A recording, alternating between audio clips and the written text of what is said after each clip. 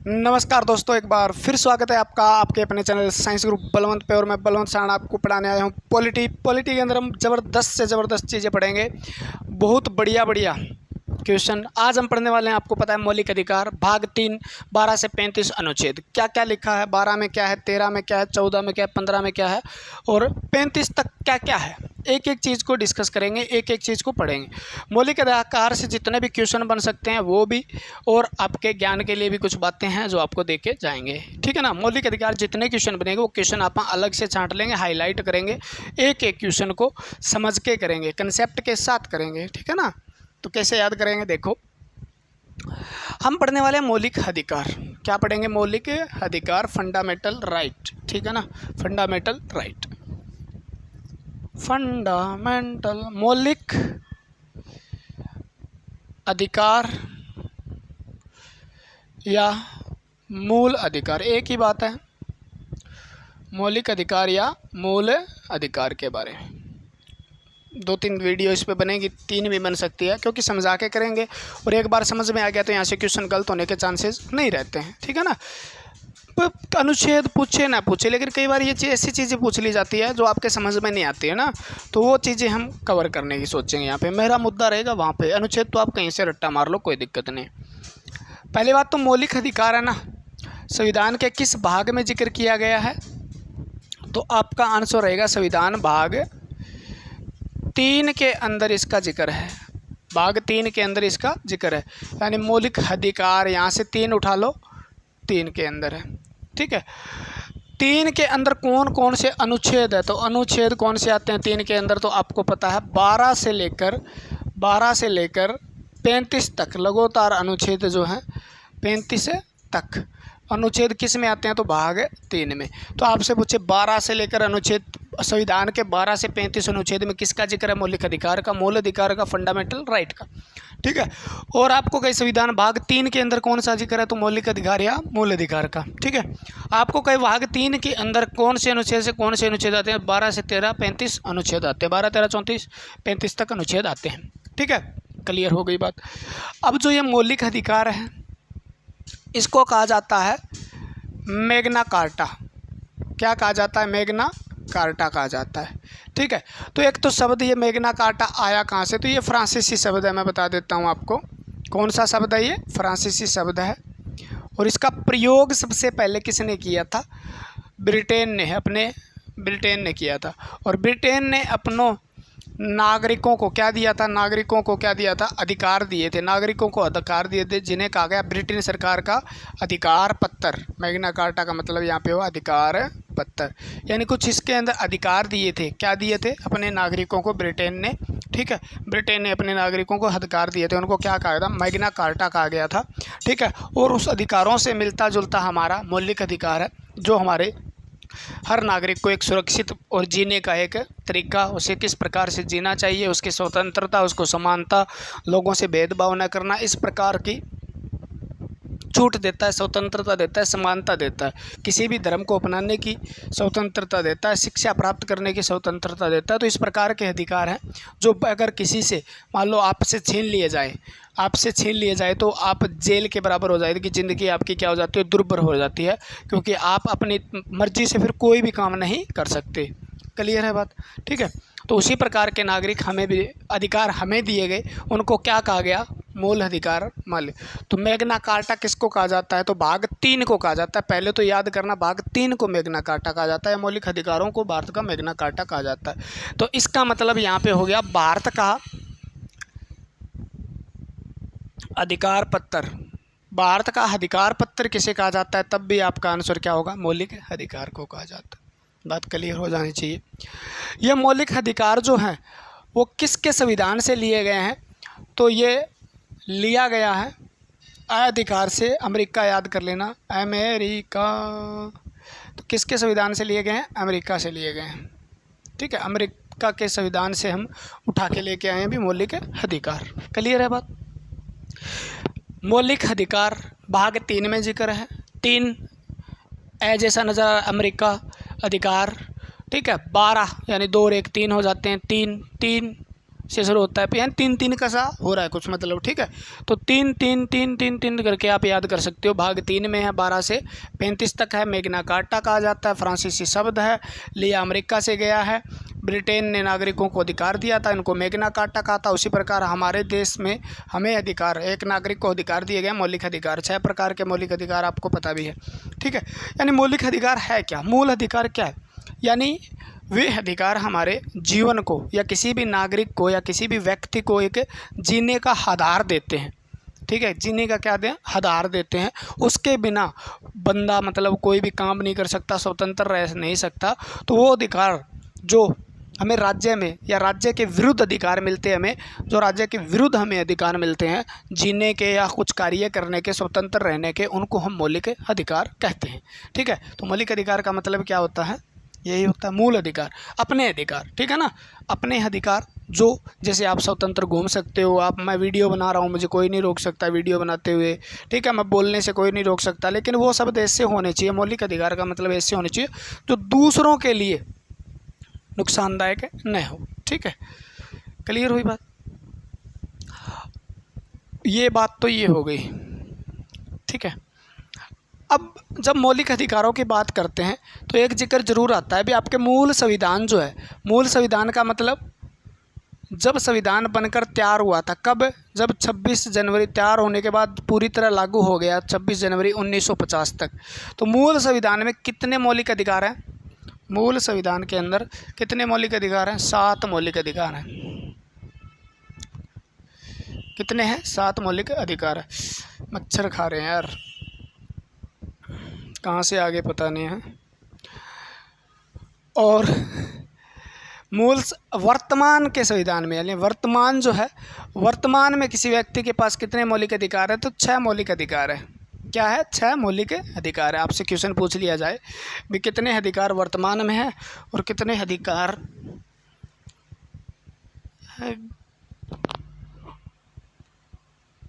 आगा सुन को थोड़ी गए उतना दीवार बना के सोगी मैं नीचे करे हो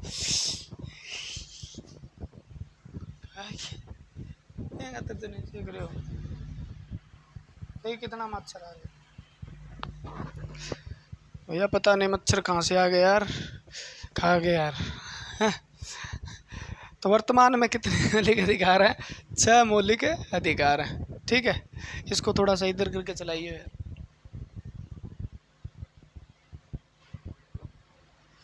इधर मुंह इधर कर दे इसका थोड़ा सा बाहर से।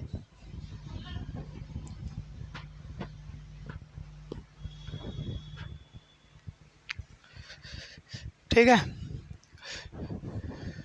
6 मौलिक अधिकार हैं,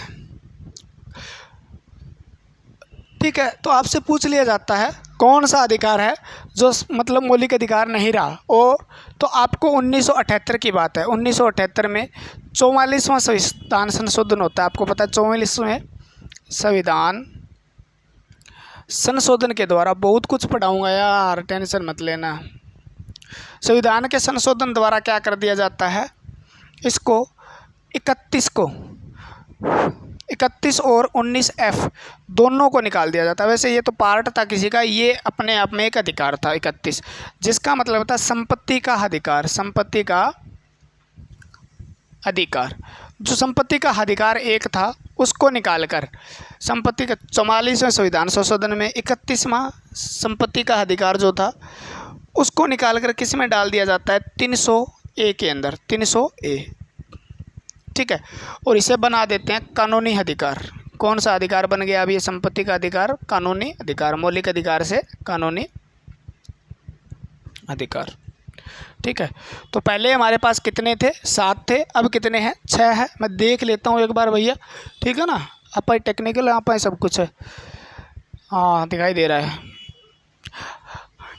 मूल संविधान के अंदर 7 मौलिक अधिकारों का जिक्र है, अब 6 मौलिक अधिकार है। मौलिक अधिकार 3 भाग में है, 12 से 35 अनुच्छेद में, 12 से 35 अनुच्छेद के अंदर है। 26 जनवरी 1950 तक हमारे पास जो संविधान लागू हुआ था उसके अंदर, यानी 1978 तक आपके पास 7 मौलिक अधिकार थे। 1978 में क्या होता है, 44 में केशवानंद बनाम मतलब दूसरे देश में संपत्ति का अधिकार, उसकी ज़मीन का केशवानंद के साथ कोई मतलब ज़मीनी का झगड़ा हो गया था, उसने अपने मौलिक अधिकार का रूप मतलब झांसा देते हुए सुप्रीम कोर्ट में केस कर दिया था और उसके चलते चलते क्या है मुआवजा देना पड़ा था। और उसके बाद क्या कर दिया सरकार ने 1978 में भी कोई संपत्ति है, संपत्ति का अधिकार किसी व्यक्ति के पास है नहीं है, ठीक है, वो उसका कानूनी अधिकार हो गया। अब क्या हो गया कानूनी अधिकार, यानी कोई भी मान लो एयरपोर्ट बन रहा है या आप कह दो कोई सड़क बन रही है तो आप जी चाहे आप पहले तो आप क्या कर सकते थे, मना कर सकते थे सरकार को भी मेरा मौलिक अधिकार है, ज़मीन नहीं बेचूंगा, मेरी संपत्ति एक मेरे मौलिक अधिकार के अंडर आती है। लेकिन जब कानूनी अधिकार बन गया तो कानून के हिसाब राज्य आपकी संपत्ति ले सकता है अगर वो किसी भी सरकारी काम में यूज़ कर रहा है, तो वो आपकी जनता के लिए यूज़ हो गया तो वो मौलिक अधिकार नहीं रहा, ठीक है ना। उसका आपको मुआवजा दिया जाएगा बेशर्त, कोई दिक्कत नहीं है। अभी 3 गुना दे दे, कोई 4 गुना 10 गुना तक सरकार आपको मुआवजा देती है, ठीक है। सड़क बनती है, रेलवे निकलती है या कोई भी सरकारी काम होता है, सरकारी चीज़ के लिए आपकी ज़मीन सरकार अपने अंडर में लेती है तो आपको मुआवजा दिया जाता है। लेकिन पहले मौलिक अधिकार में था तो आप मना कर सकते थे, सरकार कुछ नहीं कर सकती थी फिर, ठीक है ना। तब इसको क्या किया गया, अभी इसका गलत फ़ायदा ना उठा सके लोग, सरकार के कामों के अंदर आड़े ना आए कोई, इसलिए इसको हटा के सुप्रीम कोर्ट ने, ठीक है, इसका दिया।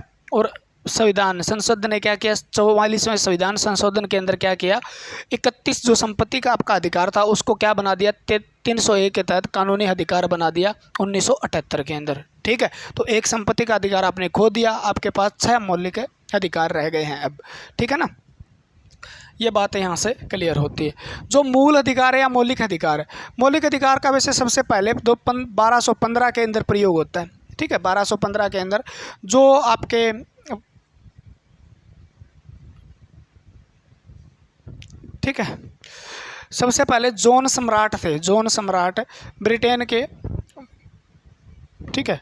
1215 में जॉन सम्राट ने अपने नागरिकों को कुछ ऐसे अधिकार दिए थे जिनको आगे आके हम मौलिक अधिकार कहते हैं। इसको जॉन सम्राट ने, ब्रिटेन के जॉन सम्राट ने अपने नागरिकों को क्या दिए थे, अधिकार दिए। तो 1215 से ये कहानी शुरू होती है। फिर 1689 के अंदर ब्रिटेन में इसे बिल ऑफ राइट के नाम से लिखा गया, ठीक है। और 1789 में ऐसे एक कहानी होती है कि फ्रांस के अंदर एक राजा थे, लुइस 14वें राजा थे, ठीक है। उसको मौलिक अधिकार की अवहेलना करने यानी न्याय मानने के चक्कर में फांसी हो गई थी। तो ऐसा राजा था जिसको फांसी भी हुई थी मौलिक अधिकार न्याय मानने में। तो फ्रांस का एक राजा था लुइस 14, ठीक है। भारत में भी ऐसा बनता रहा, भी अलग अलग तरीक़ों से, मतलब जैसे 1895 में विधायिका ने मांग की, फिर ठीक है, फिर उसके बाद अलग अलग सम्मेलन में, जैसे गोलमेज सम्मेलन था 1931 के अंदर, वहाँ पे महात्मा गांधी जी ने मांग की थी। उससे पहले मोतीलाल नेहरू जी ने मांग की थी। तो इस प्रकार से मौलिक अधिकारों की ब्रिटिश सरकार जब हमारे पे कब्जा कर रखा था या हमें मतलब गुलाम कर रखा था, तब भी मौलिक अधिकारों का क्या है, मांग चलती रही, लेकिन सफल नहीं हो पाए। अब सफल जब होएंगे जब हम अपना संविधान बना लेंगे और अपना देश आज़ाद हो जाता है, ठीक है, तो कुछ मांगें चलती रही। तो एक इम्पोर्टेंट क्वेश्चन भी है, अभी गोलमेज सम्मेलन के अंदर मौलिक अधिकारों का सबसे पहले गोलमेज सम्मेलन की बात कर रहे हैं, तो महात्मा गांधी ने वहाँ पे ये बातें रखी थी। मोतीलाल नेहरू ने भी मौलिक अधिकारों के बारे में चर्चा की थी। कांग्रेस ने अपने अधिवेशन में 17-18 में अधिवेशन था, उसके अंदर भी जिक्र किया था। तो इस प्रकार से जिक्र होता रहता था, लेकिन सफल नहीं हुए थे, सारी की सारी कोशिशें असफल रही थी, ठीक है। तो थोड़ा सा याद कर लेना, काम आ जाता है कहीं कहीं पर भी, जॉन सम्राट वगैरह ये है, ठीक है। अब संविधान, मौलिक अधिकार क्या है, ठीक है, मौलिक अधिकार होते क्या है, देखो मौलिक अधिकारों के बारे में और नए छोटे छोटे क्वेश्चन क्या पूछे जा सकते हैं। अब आपसे पूछा जा सकता है मौलिक अधिकार का संशोधन कौन कर सकता है, संशोधन उसके अंदर फेरबदल करने की अनुमति किसको है, तो संसद को है।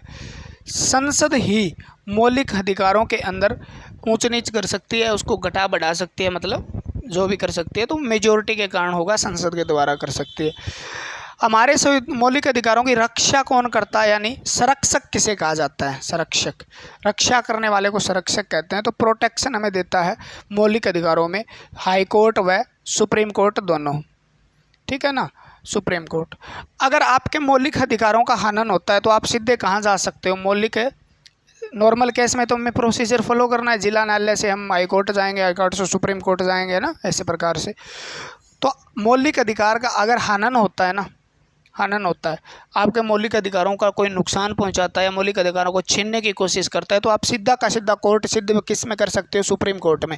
आपकी मर्जी, आप सुप्रीम कोर्ट में जाए या हाई कोर्ट में, ठीक है ना, आपकी मर्जी है वो, ठीक है। तो सुप्रीम कोर्ट में भी कोर्स कर सकते हो आप, सुप्रीम कोर्ट या हाई कोर्ट के अंदर। तो संरक्षक किसे माना जाए? हमें रक्षा करना, हमारी रक्षा कौन करेगा? अगर मौलिक अधिकार हमसे छीनने की कोशिश करता है, कोई राज्य छीनने की कोशिश करता है या कोई ऐसी कंपनी हमें छीनने की कोशिश करती है, तो हमें क्या करना होगा? उनके बचाव के लिए हमारे बचाव के लिए हम कहाँ पे जाके सीधा का सीधा अपने न्याय की मांग कर सकते हैं? तो आप कहे वो सुप्रीम कोर्ट या हाई कोर्ट में जाके हम मांग कर सकते हैं, और सीधा भी कर सकते हो, आप सीधा सुप्रीम कोर्ट जा सकते हो।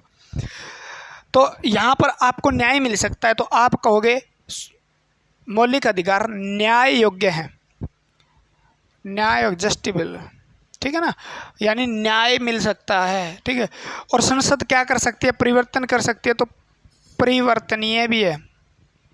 क्या है? परिवर्तनीय भी है, ठीक है।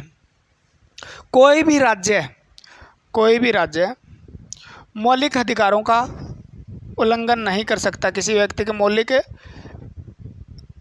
अधिकारों का, कुछ परिस्थितियां हैं, अधिकारों का उल्लंघन नहीं कर सकता, ठीक है, नहीं कर सकता, ये बात भी याद कर लेना, ठीक है।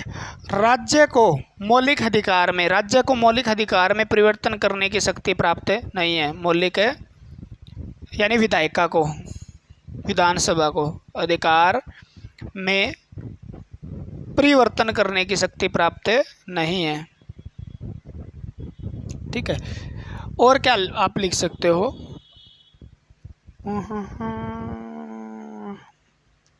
इतना याद कर लो, बहुत है।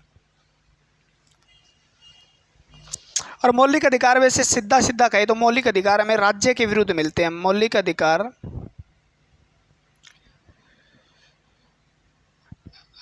राज्य के विरुद्ध मिलते हैं। देखो एक यहाँ से एक बात समझाऊंगा मैं आपको, क्या कहना चाहता है। देखो क्लियर है? बात क्या है?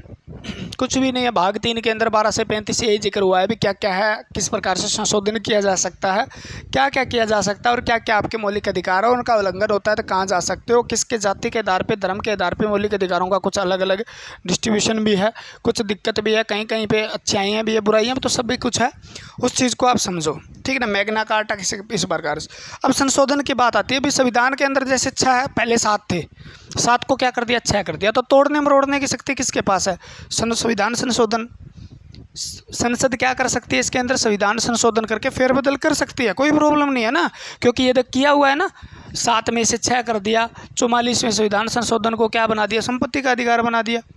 44वें संविधान संशोधन में 31वें 19 को पहले मौलिक अधिकार था। तो आपका उस संविधान के अंदर, इसके अंदर मौलिक अधिकार संशोधन हो सकता है, किसके द्वारा? संसद के द्वारा। अगर मौलिक अधिकार के अंदर परिवर्तन भी हो सकता है तो मौलिक अधिकार क्या है? परिवर्तनीय है। रक्षा कौन करता है? Supreme court, high court. अगर आपके मौलिक अधिकार जैसे स्वतंत्रता, मुझे बोलने की स्वतंत्रता है, और कोई कंपनी या कोई राज्य मुझे बोलने से रोकता है, या कोई सरकारी एजेंसी जो है वो मुझे बोलने से रोकती है, तो मैं कहूँगा जी इसने मेरा मौलिक अधिकार का उल्लंघन किया है, मैं उस पर जाके केस ठोक दूंगा, ठीक है ना। या मुझे मतलब मैं मेरे धर्म का के बारे में प्रचार कर रहा हूँ, ठीक है ना, कैसे भी प्रचार कर रहा हूँ, लेकिन मैं दूसरे धर्म के बारे में गलत नहीं बोल रहा, ठीक है ना, दूसरे धर्म के बारे में गलत नहीं बोल रहा, फिर मेरे को रोका जाता है मान ली किसी कंपनी के द्वारा, राज्य सरकार के द्वारा, तो मैं सीधा जाके सुप्रीम कोर्ट में जाके खड़ा हो सकता हूँ। समझ में आई बात? यानी मुझे कोई स्वतंत्र जो मौलिक अधिकार है ना, उससे कोई का मतलब नहीं है। मैं बताऊँगा आपको इस चीज़ का भी, मुझे किस कोई कंडीशन में भी आपसे छीने जा सकते हैं, ठीक है। जैसे किसी को सज़ा हो गई तो जेल में आपको बोलने की स्वतंत्रता नहीं है भी, इस प्रकार से बोलोगे कुछ, वहाँ पे भी मोस्ट ऑफ क्या हो जाते हैं, 80% आपके मौलिक अधिकार खत्म हो जाते हैं, है ना, ठीक है। तो जेल की तरह हो जाता है अगर मौलिक अधिकार बंदे के पास नहीं हो। तो रक्षा कौन करेगा हमारी? इसमें कोई दिक्कत आती है ना, मौलिक अधिकार में आपका हनन होता है, तो सुप्रीम कोर्ट या हाई कोर्ट में जा सकते हो आप, ठीक है ना। हाई कोर्ट में ना जाके आप सीधा सुप्रीम कोर्ट का दरवाज़ा खटखटा सकते हो, मेरे साथ गलत हुआ है ना। मौलिक अधिकार राज्य के विरुद्ध होते हैं। राज्य के विरुद्ध का यहाँ एक शब्द है, मैं बताऊंगा 12वां अनुच्छेद जब पढ़ेंगे और 13वां अनुच्छेद पढ़ेंगे, वहाँ पे मैं ये चीज़ आपको क्लियर करूँगा, है ना, ठीक है। ये हो गई। राज्य की विधानसभा को कोई हक नहीं है कि वो मौलिक अधिकार के अंदर परिवर्तन कर दे, मौलिक अधिकार में परिवर्तन कर दे, ठीक है ना। और राज्य के मौलिक अधिकारों का उल्लंघन नहीं कर सकता, कोई भी राज्य आपके मौलिक अधिकारों का उल्लंघन नहीं कर सकता। और करता है तो आप कहाँ जा सकते हो, सुप्रीम कोर्ट में जा सकते हो, आप हाई कोर्ट के अंदर जाके क्या कह सकते हो, भी मेरे साथ ये दिक्कत हुई है, मुझे इसका हर्जाना, तो आपको उस राज्य को मतलब भुगतना पड़ेगा आपके मौलिक अधिकार का। तो सबसे बड़ा आपका, इसलिए तो इसको क्या कहा गया, आपको अधिकार दिए गए हैं, मैग्ना कार्टा कहा गया इसलिए, ठीक है ना। आप कहो जी ऐसा कुछ हो सकता है, किसी ने मेरे को गाली दे दी, तो गाली दे दी तो मौलिक अधिकार का हनन हो गया, हाँ हो गया। तो गाली देना व्यक्ति के द्वारा गाली दी गई है, किसी कंपनी के द्वारा गाली नहीं दी गई आपको। आपका शोषण होता है किसी कंपनी के द्वारा, तो आप मौलिक अधिकार का हनन मानोगे। वैसे तो मैंने गाली दे दी किसी को, मान लो मौलिक अधिकार का मेरा तुम्हारे हनन हो गया, अरे उसका अलग प्रावधान है। आप न्याय के लिए आपको केस करना पड़ेगा मेरे ऊपर, मौलिक अधिकारों का रूप नहीं ले सकते उसको। मौलिक अधिकार का मतलब यही बात तो अनुच्छेद 12 के अंदर कही गई है, कि मौलिक अधिकारों का कौन हनन करेगा, तब आप कहाँ जा सकते हो, सुप्रीम कोर्ट या हाई कोर्ट जा सकते हो, है ना। सीधा कह दे जी हाँ अब कोई जा रहा है किसी पे केस जाके ठोक दिया, अभी मेरा मौलिक अधिकार का, तो इसने मौलिक अधिकारों का दिक्कत हो गई जी, ठीक है। समझ में आई बात, देखें हम बताएंगे। तो हमने इस प्रकार से जिक्र किया भी कुछ हमें, हाँ एक मेन चीज़ रह जाती है आपके ना, मौलिक अधिकार है ना, उनके लिए मूल अधिकार वह एक अल्पसंख्यक समिति बनी थी, आपको याद हो तो, ठीक है ना, एक समिति बनी थी। तो मूल अधिकार या अल्पसंख्यक समिति वह, तो उसका अध्यक्ष कौन था, तो इसके अध्यक्ष दो के रूप में जाने जाते हैं कहीं पे भी आपको। एक तो सरदार वल्लभ भाई पटेल मिलेंगे, सरदार पटेल, ठीक है, और दूसरे अध्यक्ष भी थे जिनका नाम था जेबी कृपलानी, ठीक है, दो अध्यक्ष थे। तो सरदार वल्लभ भाई स्थायी अध्यक्ष थे, इनके दो अध्यक्ष थे, एक तो स्थायी था और एक अस्थायी अध्यक्ष था। तो जेबी कृपलानी भी आपको मिले, दोनों में से एक ऑप्शन कोई मिले तो आप जा सकते हो, अगर पहला ऑप्शन ये मिले तो इसके साथ जाओगे आप, ठीक है ना। तो मौलिक अधिकार जो का प्रारूप तैयार किया था, तो किसने किया था, इन्होंने किया था। मौलिक अधिकारों का प्रारूप किसने तैयार किया था, इन्होंने। इस समिति से अध्यक्ष कौन थे, ये थे, ठीक है ना, अध्यक्ष कौन थे, ये थे। तो यहाँ से भी क्वेश्चन बन सकता है। अब बात करते हैं आपका अनुच्छेदों की। किसकी बात करेंगे, अनुच्छेदों की। मेरे हिसाब से आपको समझ में आ गया होगा। देखो ना समझ में आया तो मैं एक बार दोबारा रिपीट करता हूँ।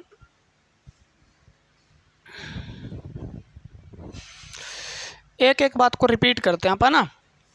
मौलिक अधिकार है ना, मौलिक अधिकार आपके अधिकार है, मेरे अधिकार है, हर नागरिक के अधिकार समान है, ये बात भी लिख लो। सभी नागरिकों के पास मौलिक अधिकार जो हैं, मौलिक अधिकार किसी भी नागरिक यानी आप किसी भी जाति लिंग धर्म के हो, मौलिक अधिकार आपके पास समान है, कुछ एक परिस्थितियों को छोड़ के समान है। सभी नागरिकों के पास मौलिक अधिकार समान है, यानी आपके पास भी 6 है, मेरे पास भी 6 ही है, ठीक है ना, उसके पास भी 6 है, उसके पास भी 6 है, यानी सभी के पास 6 ही है, ठीक है ना। समान मौलिक अधिकार है हमारे संविधान के अनुसार। कुछ एक परिस्थितियों के अंदर कुछ नीचे वाले तबके को ऊपर उठाने के लिए जैसे आरक्षण दिया गया है, वो तो अलग चीज़ है ना। सब नागरिक मतलब कुछ जाति स्थान लिंग भेद के हिसाब से भी, जैसे महिलाओं को हाइट में छूट दी जाती है, सेना के अंदर डिफेंस के अंदर छूट दी जाती है, तो वो तो चीज़ अलग हो गई ना, ठीक है। तो कुछ जातियों को छोड़ के उनका अधिकार अलग अलग भी है, जैसे SC ST को उत्थान के लिए आरक्षण की व्यवस्था की गई है, वो तो मौलिक अधिकार के अंदर ही की गई है ना, उसका मौलिक अधिकार है वो भी ना, SC ST एक्ट। तो उसके उत्थान के लिए अलग, तो बाकी लगभग आप कह सकते हो मौलिक अधिकार सभी के लिए समान होते हैं, कुछ को छोड़ के बाकी सब समान है, ठीक है, हो जाएगी। भाग 3 में है जी, अनुच्छेद 12 से 35 है जी। देखो रिपीट करने से याद होता है ना। 12 से 35 है जी, ठीक है। अमेरिका से लिए गए हैं जी, देखो क्वेश्चन भी हो रहे हैं, अमेरिका से लिया गया है। मैग्ना कार्टा कहा जाता है जी, क्या कहा जाता है, मैग्ना कार्टा कहा जाता है जी। मूल अधिकार हमारे पास 7 थे जी पहले, लेकिन अब घट के कितने रह गए हैं, 6। कब हो गए जी? 1978 में। कौन से संविधान संशोधन से? 44वें संविधान संशोधन से। ठीक है ना। अब ये कौन सा हटा था जी? संपत्ति का अधिकार हट गया था जी। संपत्ति का अधिकार कहाँ डाल दिया जी? 300A में डाल दिया जी। कौन से? 44वें। कब? 1978 में। पहले कितने? 7। कौन सा घटाया? संपत्ति का अधिकार। कितने रह गए? 6। 1978 में घटाया। 44वें संविधान संशोधन में 300A के अंदर कौन सा अधिकार बना दिया गया? कानूनी अधिकार बना दिया गया। इसको क्या बना दिया गया? कानूनी अधिकार बना दिया गया।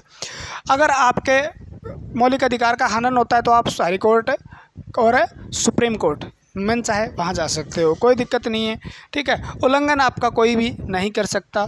ठीक है। एक बात याद रखो, राज्यों के विरुद्ध होते हैं। ठीक है। राज्य की परिभाषा 12 में दी गई है, वो बताऊंगा मैं।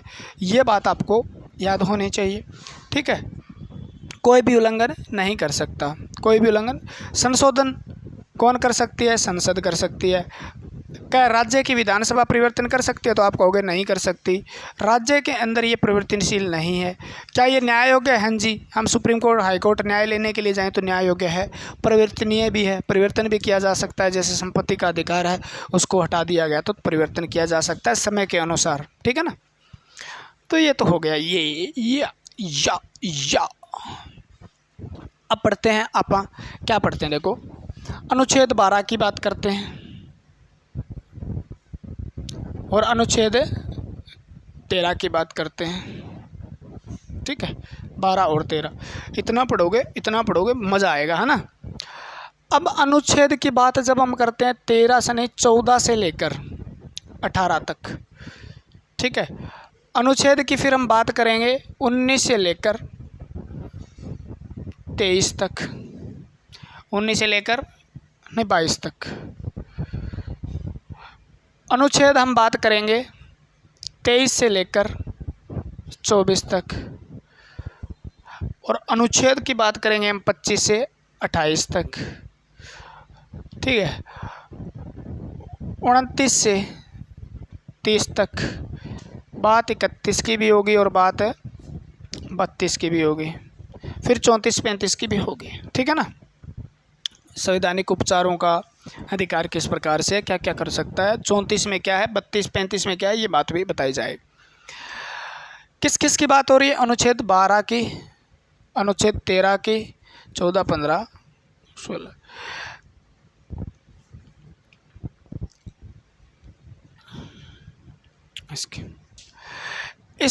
ये कौन सा था? पहले संपत्ति का अधिकार था, संपत्ति का अधिकार था और इसको अब हटा दिया गया। तो लिख लेना यहाँ पे, हटा दिया गया है। हटा, चल घटा, हटा, हवा आने देना। संपत्ति का अधिकार हटा दिया, तो ये नहीं है। कौन सा है? एक ये है, एक ये 2, ये 3, ये 4 और ये 5 और ये 6। पहले ये 6 था, ये 7 था, तो 6 रहे हैं। ठीक है। तो मैं अनुच्छेद 31 का जिक्र करके आपको ख़त्म कर देता हूँ ना। यहाँ से आप याद कैसे करो? देखो, इसके अंदर 5 है, इसके अंदर 4 है, इसके अंदर 2 है और इसके अंदर 1 है। इसके अंदर फिर 4 है, फिर 2 है और फिर 1 है। यानी 5 4 2 4 2 1, 5 4 2 4 2 1, यानी 5 42 42 1, 5 42 42 1। यानी इसमें कितने अनुच्छेद हैं? तो 14 से 18 तक 5 अनुच्छेद के अंदर किसका जिक्र किया गया है? समानता का, समानता का अधिकार का जिक्र किया गया है। दूसरे के अंदर स्वतंत्रता का जिक्र किया गया है, स्वतंत्रता का अधिकार। आपके 6 अधिकार आज बताएंगे आपको ना। स्वतंत्रता का अधिकार। ठीक है। शोषण के विरुद्ध अधिकार, शोषण के विरुद्ध अधिकार। ठीक है। उसके बाद आपका धार्मिक स्वतंत्रता का अधिकार, धार्मिक स्वतंत्रता का अधिकार। लिख लेना आगे, इनको एक्सप्लेन करेंगे, एक एक पढ़ेंगे आप, है ना। टेंशन मत लियो यार आप। शिक्षा व संस्कृति ग्रहण करने का अधिकार।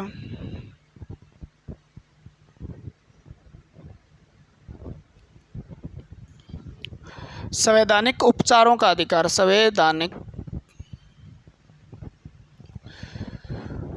उपचारों का अधिकार। इसके अंदर राज्यों की परिभाषा दी गई है, राज्य की परिभाषा, और इसके अंदर दी गई है फंडामेंटल मौलिक अधिकार। सीधा लिख लो एक बार तो आप मैं बहुत अच्छी तरह समझाऊंगा। मौलिक अधिकार का संरक्षण किस प्रकार से किया जा सकता है, ठीक है ना, इसका संरक्षण किस प्रकार से किया जा सकता है। राज्य का परिभाषा क्या है, 12वां संविधान संशोधन 12वां अनुच्छेद क्या कहता है, अलग से पढ़ेंगे आराम से। मौलिक अधिकार का संरक्षण क्या कहता है, दोनों को बहुत अच्छे से समझना है क्योंकि इनके ऊपर आधारित है। ये अगर आप जानते हो तभी आप अपने मौलिक अधिकारों का प्रयोग कर पाते हो। कौन हनन करते, तो राज्य की परिभाषा का या मतलब क्या, राज्य की परिभाषा क्यों दे दी इसमें मौलिक अधिकार में, अगर आपको ये जानना है कि कौन, यहाँ से आपको पता लगेगा कौन आपके मौलिक अधिकारों का हनन करे तो आप कोर्ट में जा सकते हो, ठीक है ना। कौन हनन करेगा, किससे बचाना है, ठीक है ना, व्यक्ति को किससे स्वतंत्र रखना है, किससे दबाव नहीं आना है, किसके कब्जे में नहीं रखना है, यहाँ पर बताया गया। अभी राज्य कौन से हैं, राज्य कौन से कहलाएंगे, राज्यों के विरुद्ध बताया था ना मैंने, है ना। मौलिक अधिकार का संरक्षण कौन करेगा, किस प्रकार से करेगा, कैसे कैसे हो सकता है, ये बात यहाँ पे हम डिस्कस करेंगे अनुच्छेद 13 के अंदर, ठीक है। 6 अधिकार हैं आपके कौन से, समानता, स्वतंत्रता, शोषण के विरुद्ध, धार्मिक, और आपका शिक्षा, और आपका संवैधानिक। मैं ट्रिक यहाँ नहीं बनाऊंगा, आगे हम याद करेंगे ट्रिक से, ठीक है ना। यहाँ पे हम थोड़ा सा ध्यान से पढ़ लें इस बात को। समानता का अधिकार, समानता के अंदर क्या क्या मिलेगा आपको, भी हम समान हैं, लिंग के आधार पे सब समान माने जाएंगे, यानी लिंग के आधार पे किसी के अंदर भेदभाव नहीं किया जा सकता, जाति के आधार पे, वंश के आधार पे, ठीक है, स्थान के हिसाब से भी, तू बिहार में जन्मा है, तू हरियाणा में जन्मा है, तू जम्मू कश्मीर में जन्मा है, तो उसके आधार पर क्या है, भेदभाव नहीं किया जा सकता किसी बंदे से। संविधान उसको क्या मानता है, बराबर मानता है, हर व्यक्ति समान है, चाहे वो किसी भी जाति का हो, किसी वंश का हो, ठीक है, किसी लिंग का हो, चाहे महिला हो, पुरुष हो, ट्रांसजेंडर हो, समान माना जाएगा, ठीक है ना। तो संविधान उसको क्या मानेगा, समान। अगर कोई गलती करता है तो समान सज़ा मिलेगी। कुछ एक प्रावधान है, अलग अलग वो चीज़ें अपवाद भी हैं, तो उसको छोड़ दो आप, ठीक है ना, एक बार यहाँ तक पढ़ो आप, है ना। तो लिंग, जाति, वंश, कोई भी मतलब जिसको हम क्या कहते हैं, कोई सवर्ण कास्ट का है, कोई दूसरी कास्ट का है, कोई अनुसूचित जाति का है, कोई एससी का है, कोई एसटी का है, तो उस हिसाब से भी मतलब उस पर भेदभाव नहीं किया जा सकता। समानता का अधिकार देता है हमें कौन सा, अनुच्छेद 14 से लेकर 18 तक, ठीक है, समानता का अधिकार है, या मौलिक अधिकार हमारा, ठीक है। स्वतंत्रता का अधिकार, स्वतंत्रता का मतलब फ्रीडम, फ्री, ठीक है ना। फ्री का मतलब क्या है, हम ऐसे फ्री नहीं है अभी हम जी चाहे वो करते हैं, किसी को मार दें, काट दें, ऐसा नहीं। स्वतंत्रता, हमें कुछ बोलने की स्वतंत्रता दी गई, कुछ स्वतंत्रताओं का जिक्र किया गया है भी आप इस प्रकार से ये काम कर सकते हो, आपको कोई दिक्कत नहीं होगी, आप कहीं पर घूम फिर सकते हो, कहीं जा सकते हो, ठीक है ना, कहीं आ सकते हो, कहीं रह सकते हो। पहले 370 के अनुसार जम्मू कश्मीर में आप नहीं रह सकते, लेकिन अब तो मामला ख़त्म हो गया, आप वहाँ पे भी जा सकते हो, वहाँ रह सकते हो, वहाँ ज़मीन खरीद सकते हो, तो वो आपकी स्वतंत्रता है, ठीक है ना। तो इस प्रकार की हमें स्वतंत्रता दी गई है, रहने खाने की, पीने की, कोई भी चीज़, कोई रोज़गार करने की स्वतंत्रता, आप कोई भी रोज़गार कर सकते हो, कोई नौकरी कर सकते हो, सरकारी कर सकते हो, प्राइवेट कर सकते हो, कोई बिजनेस कर सकते हो आप, ठीक है। आप इस प्रकार हम जिक्र करेंगे क्या है, जब 19 करेंगे तो 19 से 20, 22, 19, 20, 21, 22 सब में जिक्र करेंगे किस किस प्रकार की स्वतंत्रता आपको मिलती है, ठीक है। शोषण के विरुद्ध, यानी आपका कोई शोषण, यानी जैसे छोटे बच्चे हैं उनका अगर कोई लेबर दिहाड़ी करवाता है उनसे, तो कोर्ट में आप जाके उसके विरुद्ध खड़े हो सकते हो, भी इसका मौलिक अधिकार है, इसको ये दिलाना चाहिए, ठीक है। मौलिक अधिकार, आप इसका शोषण नहीं कर सकते, तो कोई किसी के मतलब शोषण नहीं कर सकता है, ठीक है, कोई शोषण नहीं कर सकता, ठीक है। कोई राज्य किसी का शोषण नहीं कर सकता, कोई कंपनी, कोई एजेंसी किसी का शोषण नहीं कर सकती, ठीक है। तो आपके ऊपर अत्याचार नहीं होगा, ये आपके शोषण के विरुद्ध आपको अधिकार देता है, शोषण के विरुद्ध खड़े होने का अधिकार देता है आपको, कौन सा, 23 और 24। धार्मिक स्वतंत्रता, आप किसी भी धर्म को अपना सकते हो, किसी धर्म का प्रचार कर सकते हो, ठीक है ना। तो धार्मिक स्वतंत्रता आपकी, आप हिंदू हो, आप मुस्लिम हो, आप ईसाई हो, सिख हो, हमारे संविधान के अंदर किसी भी धर्म का जिक्र नहीं किया गया है, ठीक है ना। भी अगर देखा जाए तो धार्मिक रूप से सबको समान समझा गया है, धार्मिक स्वतंत्रता दी गई है। आप किसी भी धर्म का प्रचार कर सकते हो जिससे दूसरे धर्म को नुकसान ना पहुंचे। बात इतनी ध्यान रखो, आप मौलिक अधिकारों का प्रयोग कर सकते हो लेकिन उससे दूसरे के मौलिक अधिकार छीने ना जाएं बस, ठीक है ना। तो आप क्या कर सकते हो, धार्मिक स्वतंत्रता है, आपको भी किसी भी धर्म को अपना सकते हो, किसी धर्म की उपासना कर सकते हो, आप किसी धर्म की पूजा पाठ कर सकते हो आप, ठीक है, किसी भी देवी देवता को मान सकते हो आप किसी के भजन कर सकते हो आपको स्वतंत्रता है। बस इतना ध्यान रखें भी दूसरे को आपकी स्वतंत्रता से दूसरे की जो स्वतंत्रता है उसको छीना ना जाए, बस उल्लंघन ना होना चाहिए। आप पूजा पाठ करो, कोई दिक्कत नहीं, घर में बैठ के करो।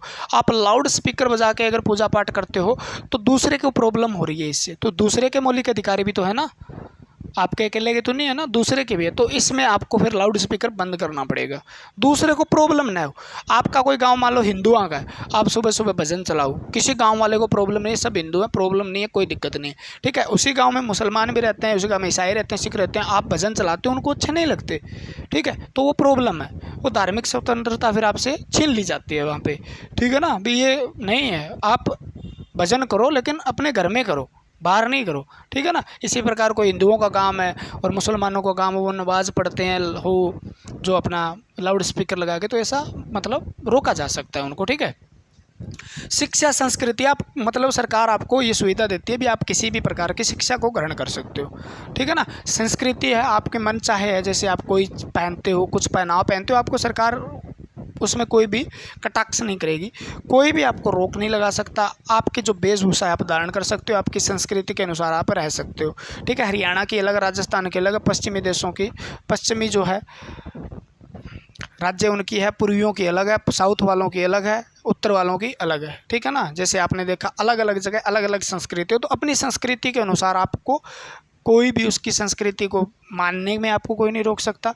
आप किसी प्रकार की शिक्षा ग्रहण कर सकते हो, आपको कोई दिक्कत नहीं है। सरकारी स्कूलों के अंदर आप उसी हिसाब से जा सकते हो जिस हिसाब से प्रत्येक व्यक्ति जा सकता है। तो आपको शिक्षा प्राप्त, अगर आपको कोई गवर्नमेंट स्कूल ये कह के एडमिशन न दे या कोई प्राइवेट स्कूल ये कह के एडमिशन न दे भी आप किसी जाति के और लिंग के स्थान को आपको एडमिशन नहीं दिया जाएगा, तो आप कोर्ट का दरवाज़ा खटखटा सकते हो भी उसने मेरे को एडमिशन देने से मना कर दिया, मुझे शिक्षा प्राप्त करने का मेरा मौलिक अधिकार है। आप कहीं पे भी जाके शिक्षा प्राप्त कर सकते हो, आपको कोई रोक नहीं सकता, ठीक है। तो ये था। अब इनके विरुद्ध कोई भी दिक्कत होती है तो संवैधानिक उपचारों का अधिकार क्या कहता है भी आपको कोर्ट जो है ना वो आपको रेट देगी, किस हिसाब से मैं बताऊं भी आप उसका किस प्रकार से उसका प्रयोग करके अपने आप को सुरक्षित रख सकते हैं, मौलिक अधिकारों को सुरक्षित रख सकते हैं। तो वो संवैधानिक उपचारों का अधिकार हम पढ़ेंगे 32 के अंदर, लास्ट के अंदर, ठीक है ना, याद है ना। रेट सुना होगा आपने। राज्य की परिभाषा मौलिक अधिकारों का संरक्षण क्या है। राज्य की परिभाषा का मतलब मैं यहाँ पे आपको स्पष्ट शब्दों में समझाता हूँ। जैसे राज्य के अंदर संसद होती है, देश के अंदर संसद है, राज्य यहाँ किसको कहा गया है, संसद भी राज्य है, ठीक है ना। यहाँ पे संसद के अंदर, ठीक है, या कोई न्यायालय, ठीक है, संसद, न्यायालय,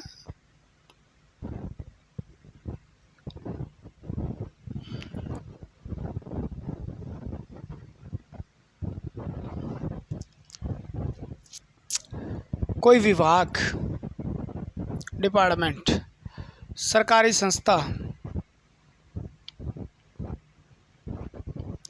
अर्ध सरकारी, इस प्रकार से।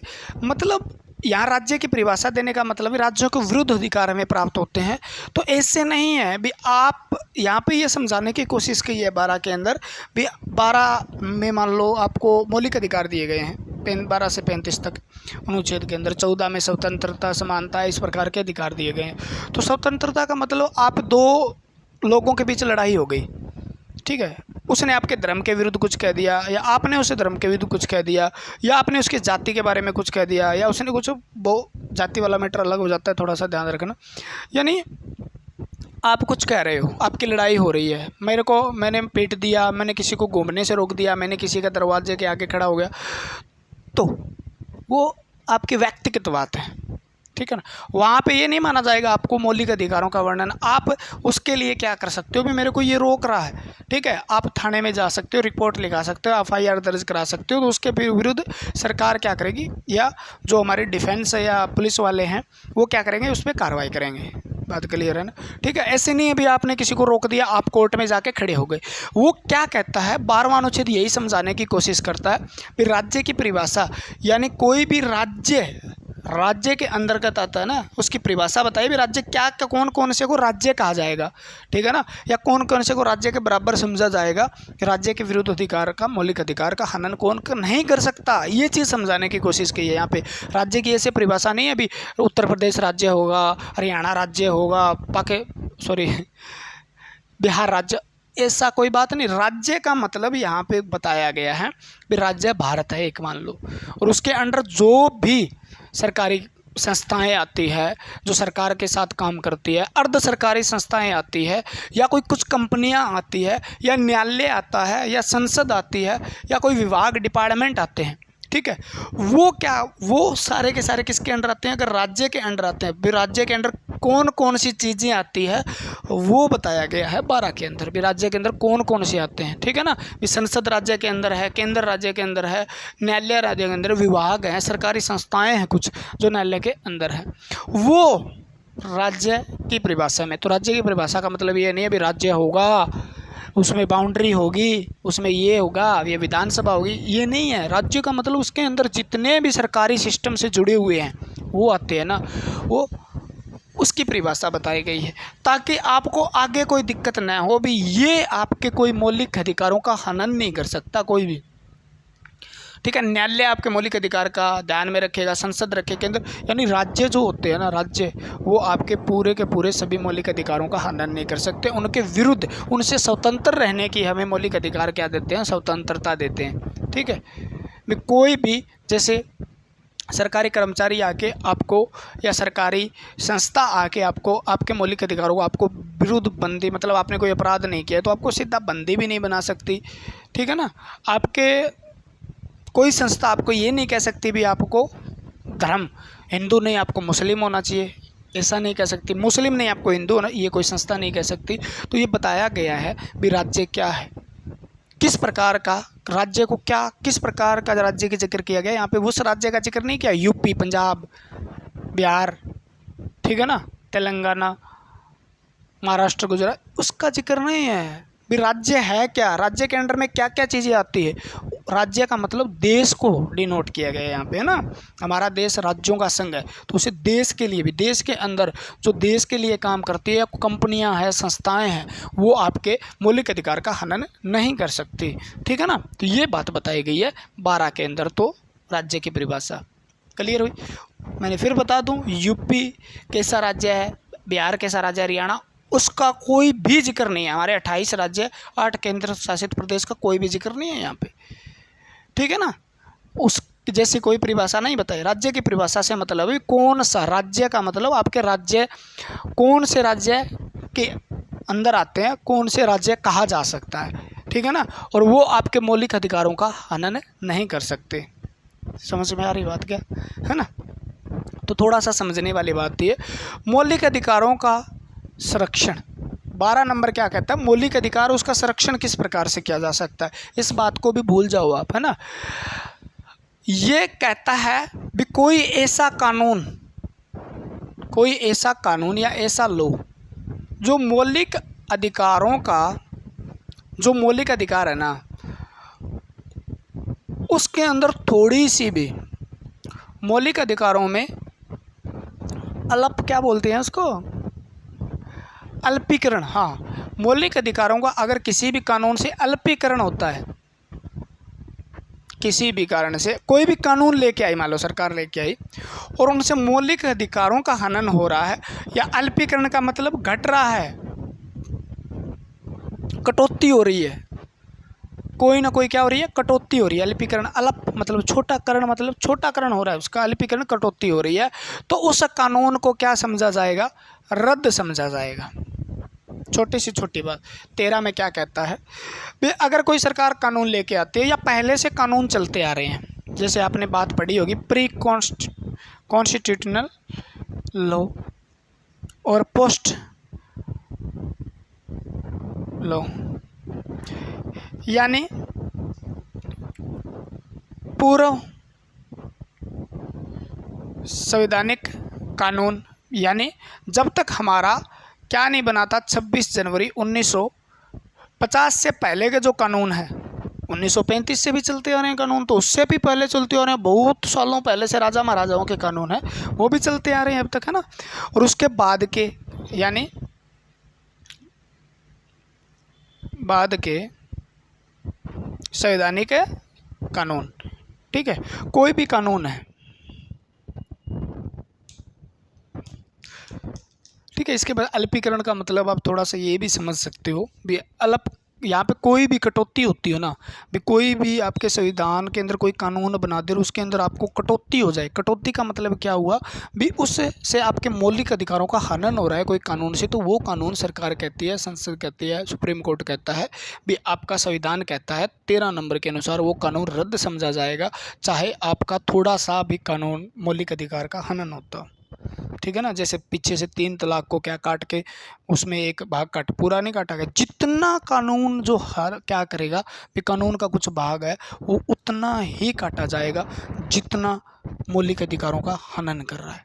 उस कानून को पूरा का पूरा ख़त्म नहीं करेंगे, मान लो उतना ही करेंगे जो मौलिक अधिकार के टांग अड़ा रहा है, ठीक है ना। जैसे 3 तलाक को मुद्दा था, बहुत बड़ा मुद्दा उठा था, उसमें से 3 तलाक अलग अलग प्रकार के मुझे नाम नहीं आते, उनमें से एक को हटा दिया गया था, एक को हटा दिया गया तो जो महिलाओं के मौलिक अधिकारों का क्या कर रहा था, हनन कर रहा था, ठीक है ना। मौलिक अधिकारों का क्या कर रहा था, हनन कर रहा था, क्योंकि ये पर्सनल लॉ मानते हैं, मान लो भी पुरुषों ने बोला भी ये तो हमारा एक मुस्लिम होने के नाते हमारा एक पर्सनल व्यक्तिगत कानून है, ठीक है, तो इसे मौलिक अधिकार कैसे समझा जा सकता है। तो सुप्रीम कोर्ट ने भी ये लगाया भी, मौलिक अधिकार आपका तो है, पुरुषों का मौलिक अधिकार पर्सनल लॉ है आपका, लेकिन इससे महिलाएं जो है वो, कितनी महिलाएं उत्पीड़ित हो रही हैं, कितनी महिलाएं जो हैं उसके कारण मतलब अपने मौलिक अधिकारों का प्रयोग नहीं कर पाती, वो अपनी स्वतंत्रता का कोई प्रयोग नहीं कर पाती, मान लो।